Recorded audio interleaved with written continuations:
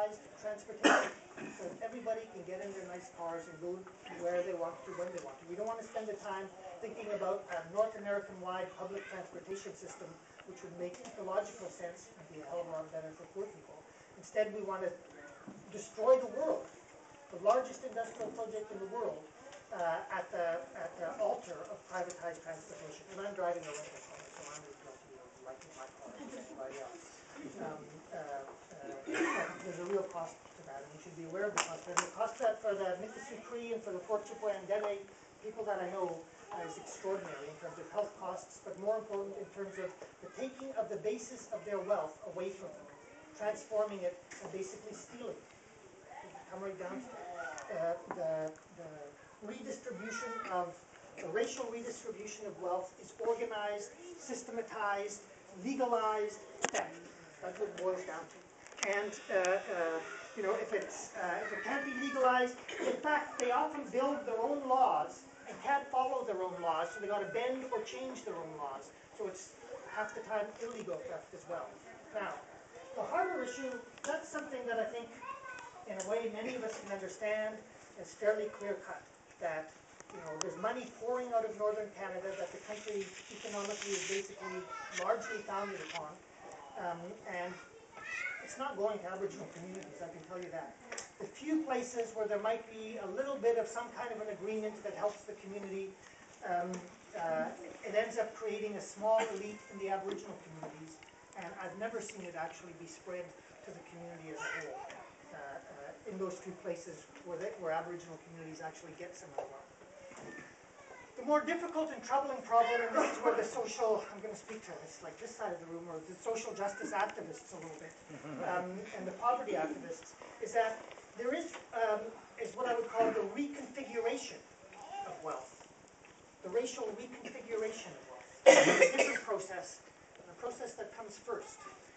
It's more subtle and more difficult to understand, but I think it's very important. People from the Aboriginal communities will have a sense of what I'm talking about. So I go to Pangnirtung on Baffin Island, as was mentioned, every summer. One of my friends there is a guy named Jaco Ushulitak. Now, statistically, Jaco Ushulitak is a problem. He's unemployed. He's never had wage work in his life. He's unemployed. Actually, his income is below the poverty line. He's got substandard housing. He lives in a substandard. If you walk by his house, you'd feel sorry for him. If you go inside his house, you'd feel sorry for him. He's got like a black and white. He's got a color TV. He's got a broken down couch. There's people sitting on the floor. You know, it's a mess, and it's crowded. Jaco is actually the richest person that I know, and he's richer than me, and I'm a privileged university professor. In fact, he's his own boss. He's in control of his own time. He built his own boat, and he has the skills to repair the boat, to repair the motor anytime anything goes wrong with it. He's a carver. He's an artist. He can make a carving and sell it for $1,000.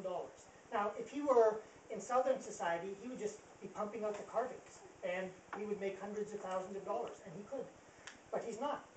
And he's not interested in that. And in fact, he knows that that would put him on the rat race. So he makes a carving when he needs gas money and bullets. And all he needs to get by is gas money and bullets. Because with gas money, he can get on his skidoo or he can get in his boat. And with bullets, he can get seal or he can get caribou. He's his own boss. He drinks the purest water in the world. It comes straight off glaciers. You know, the pictures on your bottle of water are actually the water that he drinks that comes right off glaciers. He eats organic wild meat. You know, we pay a huge price for the fish and the meat that he procures for himself and for his family. He has time to teach his kids. He's a healer within the community. People come to him if they have problems, so he's well respected among the people he has. He has wealth in a form that we can barely calculate. But his wealth is not in terms of his things or his capital. His wealth comes in the form of time. By being his own boss, he has time to think up artistic projects, to think about how he's going to fix the boat, to think about where he wants to go hunting, to think about how he's going to teach his children. This is the wealth that Aboriginal people had before the European invasion. The wealth that Europeans didn't see and still don't see. Those people might have not have had huge pyramids, or fancy buildings, or the kind of roads that Europeans liked, or the kind of farms that Europeans liked, those sorts of things. People had wealth in the form of time. More leisure time, actually, than the average worker in industrial society, or post-industrial society, whatever we want to call it, today. People had time to teach their kids. People had time to nap. You know, time to nap. Now there is an organizing principle. People have time. You know, that's politics. And you know, when you go to communities, you go to a community or you go to a hunting camp in the bush or something, you know, and you get there and you got your notepad, you're ready to look at what's going on, There's a fire going, someone's telling a story to someone else, someone's sleeping over there, you know, there was never anything happening. And for page after page, you're trying to figure out what the heck you're going to write about. Because people have a lot of time. I mean, when people had to work hard, they worked hard.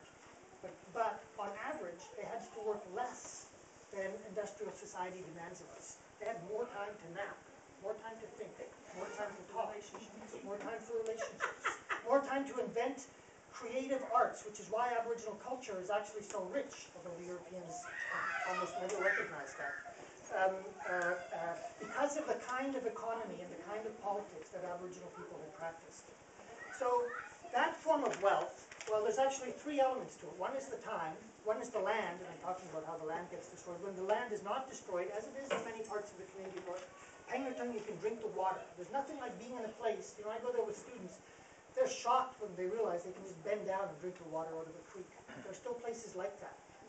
You know, when I go to northern communities, the three questions I ask are the elders being looked after?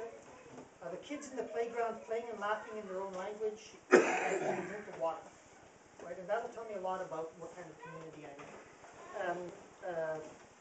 That's a kind of wealth. And the third kind of wealth, I would say, is the wealth of community itself. The wealth of people living together in what technically I call intergenerational communities of production. That means communities that last from generation, that are meaningful community. You know, we call Peterborough a special place, or the University of Manitoba University Community. The word community is among the most debased words in the English language. It's used everywhere and meant nowhere. Capitalism never saw a community it didn't want to destroy. Communities are antithetical to capitalism because capitalism needs people to be able to move to where the jobs are, move to where the jobs are, move to where the jobs are, move around, move around, move around. It doesn't want people staying in a place intergenerationally tied to a specific area. That's why all of the labor force planners don't get Aboriginal communities. Why the hell won't these people in Akwesasne just go where there are other jobs? Why do they stay there? Because they have an attachment to the land, an attachment to each other that's intergeneration. And it's the same for northern communities. There's no jobs in most of the northern communities I work in. And where there are jobs, the jobs aren't helping the communities at all. The intergenerational communities of production are absolutely antithetical to the dominant global system, to the settler colony, to capitalist colonialism, or in plain and simple terms, to capitalism. And it never saw a community it didn't want to destroy. And we know that from the history of Europe, because capitalism founded itself on the destruction of its own European communities. That's how it created the poor people who were so desperate they would have to go and work in the factories. It doesn't want people to be able to make their own living off the land, anywhere in the world. And if it can find a way of destroying that, it will destroy that. And in northern Canada, it's doing that as much as it can, as fast as it can. So that's a little bit on myself, a little bit on the racial redistribution of wealth, a little bit on the racial reconfiguration of wealth. I have all these fancy terms for everything I say because I have a lot of universities. So let me talk a little bit about resistance, about fighting the bastards, or fighting it. There are a lot of failures. Like the Squattam Dam in northern Manitoba, the latest phase of Manitoba Hydro's development. I'll tell you a little story about that. One of the communities involved is a place called Kulchyski, Split Lake. They're the site of the next big dam proposal called Cornawapa.